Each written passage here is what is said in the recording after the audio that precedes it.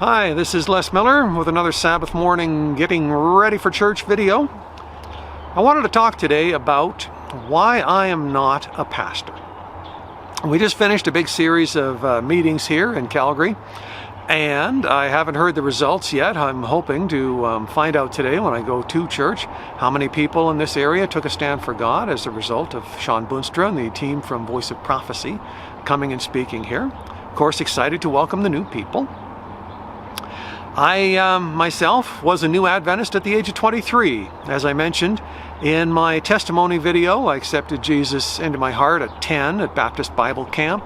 At 20, I was interacting with some Pentecostals and knew enough about my Bible back then that I could poke holes in their doctrine, but I didn't know the truth yet. God used my wife and her pastor to show me that. She gave me love, he gave me truth.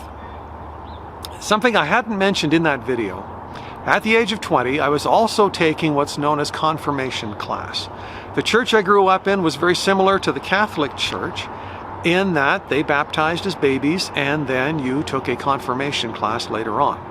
And I remember even then the minister teaching that class asking me, why don't you consider ministry as a career? This was something I did as a Seventh-day Adventist early on in my faith 3 or 4 times. Opportunities came up in which I thought, well, maybe God is calling me to the ministry. But when I said that I did not have the money to pay for college, what I was really saying, of course, was I did not have the faith to go. At the same time this was happening, I was also making the mistake that a lot of new Adventists make in that I went too far, too fast on health and was becoming an extremist.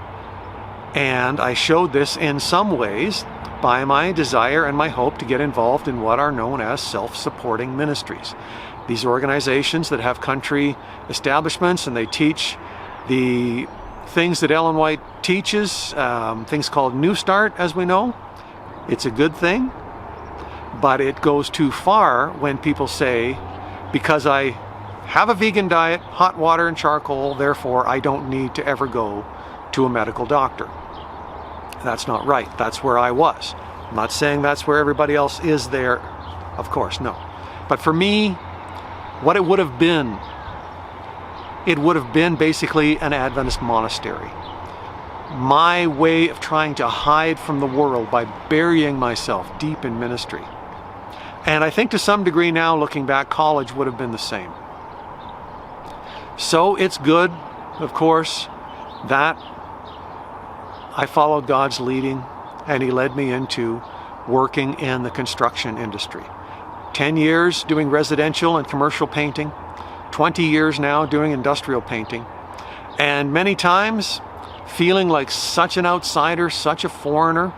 These men were men sometimes that I did not like, sometimes that I was afraid of in a way.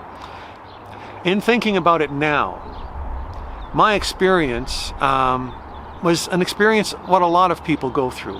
I'll put a quote on screen, an Ellen White quote about the lone tree experience. I'll let you read the words as I'm speaking. And I want to refer you to Patriarchs and Prophets, pages 124 to 126, and how when God called Abraham to the Promised Land, called him out of his comfort zone. But what happened when Abraham got to the supposed Promised Land? Who was there? Idolaters and people who practiced human sacrifice, people who were definitely not believers in the true God, and he had to, in his time, be a missionary to those people. For me, spiritually, this was my feeling in construction sometimes, with some of the men I had to deal with. Of course, there are a lot of good men in the construction industry as well. I just wasn't looking in the right place, in the right way. And it was a great experience for me, a growth experience for me spiritually as well, to have that mission sense. One of the best experiences of my life as a painter, getting to work with someone who had questions, giving him Bible studies, and the experience I got sharing the truth with him is the basis for my book, I Was Saved in a Living Room. All this to me in one way, including my efforts to plant the Canmore Church when that opportunity came up, were hopes and dreams I had for a back door into the ministry. And even when I started making videos, back in 2009.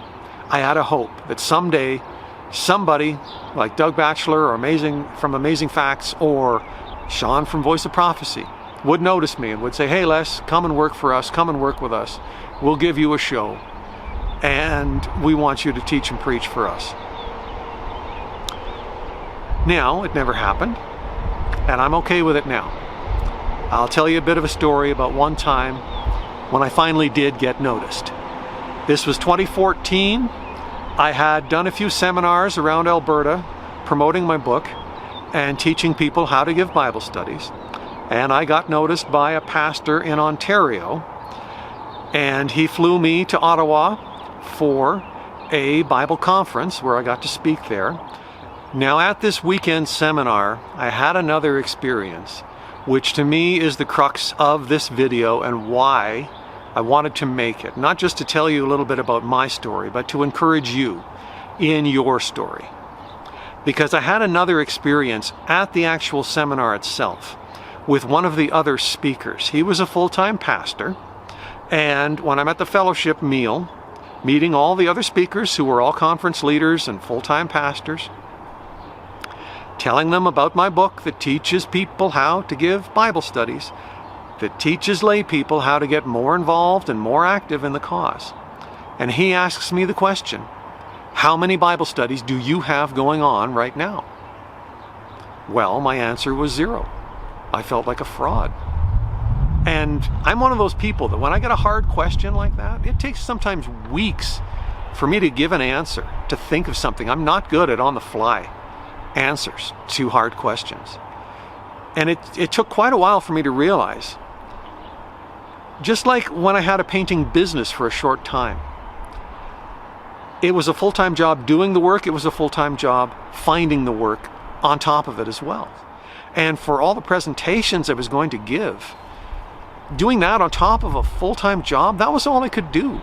The effort I made in writing the book and making all those other videos beforehand, my choice was either I try to find more people to study with myself, or I help people elsewhere learn how to do what, God helped me learn how to do. And so that was the choice I made. But of course, I didn't give him that answer then. Here I am just feeling like, wow, what a waste of time it was for me to come to Ottawa. Literally years later, I came to think, when the guy was speaking, he was a nice guy. I liked him as a person. But when he was speaking, and his message was the lay people need to get more involved, and here I was trying to do something, but it wasn't good enough for him, I thought to myself, this guy's a little arrogant. He gets paid to study his Bible. He gets paid to do evangelism. We don't. And again, I don't want to sound like I'm upset. He was a nice guy, and I liked him. And I don't want to sound like I'm in any way trying to challenge the leadership and authority of the church, because I believe people who do that, they're not doing the right thing.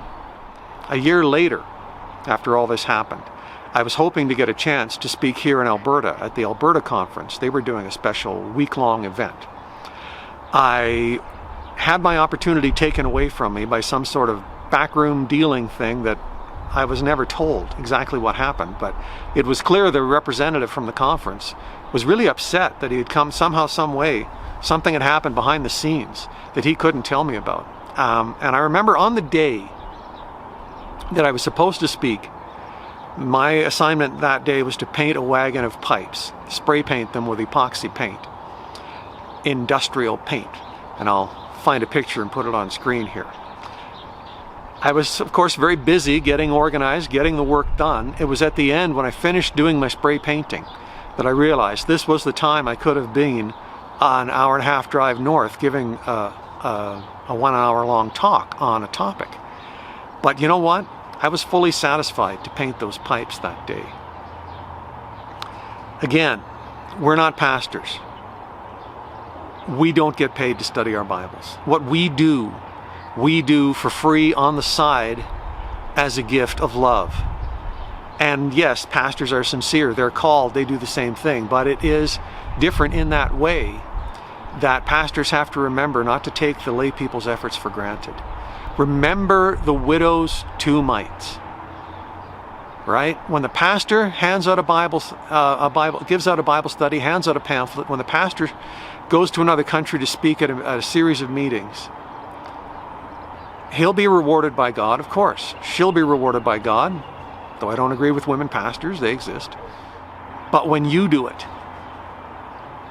maybe, just maybe, in heaven, Jesus is going to say your contribution was of greater value. And I'm thankful to God for leading me in my life the way it is. Now, I'm at the point now, for years, wanting the ministry job, forgetting about the fact that the ministry results were the real point. I got so focused on wanting the job that I lost sight of that fact. So now to have results, I'll tell you, the actual day I wrote the script for this video, I looked on SDA Videos, I had 1,200 subscribers. So as I said before, Jesus is the real star of the Les Miller Show, and God is the true teacher of us all. But also, you are my calling, you are my ministry, and I thank you so much for your support.